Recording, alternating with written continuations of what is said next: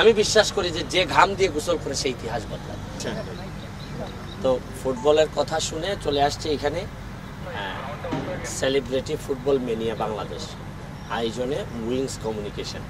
আমি হয়তো ওনাদের ব্যাপারে ওই রকম বেশি করে জানি না, তবে এটুকু বুঝি যে এখনের যে অবস্থা আমাদের ফুটবলের, এইরকম দুঃসময়ে যারা পাশে দাঁড়ায় তারাই কিন্তু প্রকৃত বন্ধু হয়। ক্রিকেটের জন্য কিন্তু অনেক লোক দৌড়ায় আসে, ইনভেস্ট করতে চায়, আগায় নিতে চায় ক্রিকেট। আপনি জানেন যে বাংলাদেশে একটা জিনিস আছে, কিন্তু বাংলাদেশে সবাই সফল যারা তাদের জীবনে কন্ট্রিবিউট করতে চায়, কিন্তু কন্ট্রিবিউট করে সফল করবে এরকম লোকজন অনেক কম। আপনি ধরেন আজকে আমি মন্ত্রী হয়ে গেলাম, দেখবেন অনেক মানুষ আসবে আমাকে সহযোগিতা করে বঙ্গবন্ধু সোনার বাংলা বানানোর জন্য হেল্প করতে আসবে, কিন্তু আমি কিছু হইতে পারলাম না, কিন্তু আমাকে টেনে যে আবার সোনার বাংলার অংশ বানানো এরকম লোক খুব কম। ঠিক আমার কাছে মনে হয়েছে যে উইংস কমিউনিকেশনকে ধন্যবাদ জানাচ্ছি, যারা এই সময়ে ক্রিকেট যেখানে এত আগাই গেছে, ফুটবলটা এত পিছাই গেছে, তারপরে ওরা টেনে নিয়ে যাচ্ছে, এটার জন্য আমি কৃতজ্ঞতা প্রকাশ করতেছি। আর আরেকটা বিষয় হচ্ছে গিয়ে যে এখানে যারাই খেলতে আসতেছে প্রতিটা মানুষেরই একটা আলাদা করে বৈশিষ্ট্য আছে, আলাদা ফ্যান ফলোয়ার আছে। তারা আসাতে কিন্তু বাংলাদেশে তাদের ফ্যানদের কাছে একটা বার্তা যাবে যে চলো আসলে আমরাও ফুটবল খেলি। আমার এলাকায় আমি ফুটবল খেলার কারণে কিন্তু দেখেন অনেক মানুষ এখন ফুটবল খেলে আমার এলাকায়। আর আমি এমপি হওয়ার কারণে তো ধরেন আর 1 বছর পরে আপনি দেখবেন যে একটা মিনি বার্সেলোনা বানাই ফেলতে চাচ্ছি। আমি অলরেডি 9টা নতুন মাঠের কাজ করতেছি আমি আমার এলাকায়। একটা মাঠেই আপনি আমার প্রেমে তো পড়ে, আমার মাঠের প্রেমে পড়বেন আগে। তো বাংলাদেশে এরকম দেখেন আমাদের কিন্তু দেখেন একটা মাঠ আমার মনে হয় আপনাদের খুঁজে বের করতে, এই জায়গায় খুঁজে বের করতে কত কষ্ট হয়েছে যে একটা মাঠ আপনারা বের করতে। বাংলাদেশে তো বেশিরভাগ জায়গায় মাঠই নাই। আপনারা এত বড় একটা আয়োজন করতে কত দূরে আসতে হয়েছে ঢাকার বাইরে, যে একটা ছোট্ট একটা মাঠ পাওয়া যায় কিনা।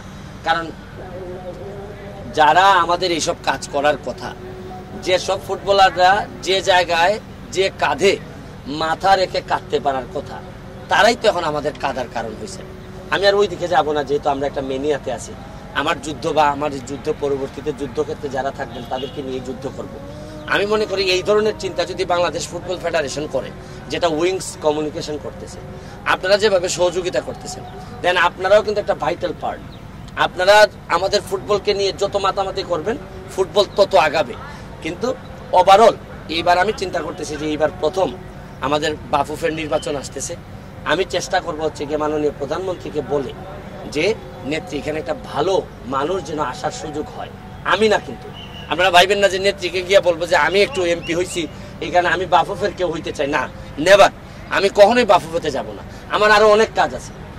বাফুফেতে যাব না, কিন্তু যারা যাবেন তাদের জন্য যেন পথটা সুগম হয়, পথটা যেন ভালো হয়।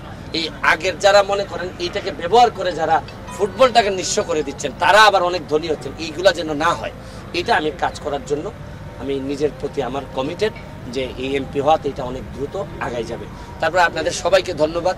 আমার কাছে মনে হয় যে আজকের যে ঘটনাটা বা ইভেন্টটা আপনারা কভার করতে আসছেন, এটা শুধু একটা নর্মাল ইভেন্ট না, এটার সাথে একটা বিরাট পাবলিক ইন্টারেস্ট জড়িত আছে। কারণ একেবারে আমরা আইসিইউতে আছি ফুটবলটা, এই আইসিইউতে বাঁচানোর জন্য আপনারা আত্মীয় হিসাবে, অনেক সময় আত্মীয় যায় না, এরকম আত্মীয় হিসাবে আপনারা কাজ করতেছেন। আপনাদেরকে ধন্যবাদ, থ্যাংক ইউ।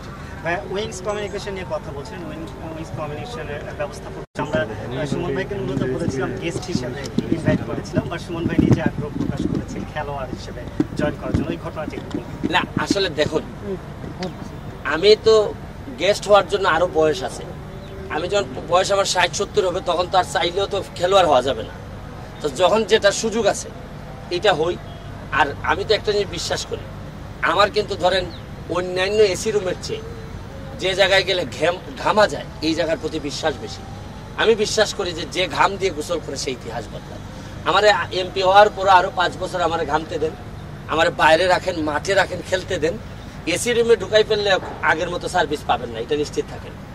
আমাকে আপনাদের সাথেই রাখেন, আপনাদের মতো ঘাসেই রাখেন। আপনারা যেভাবে ঘামেন এমপিকেও ঘামতে দেন, দেখবেন একটা না একটা পরিবর্তন আসবে। এই জন্যই আমার মাঠে খেলোয়াড় হিসাবে আসা।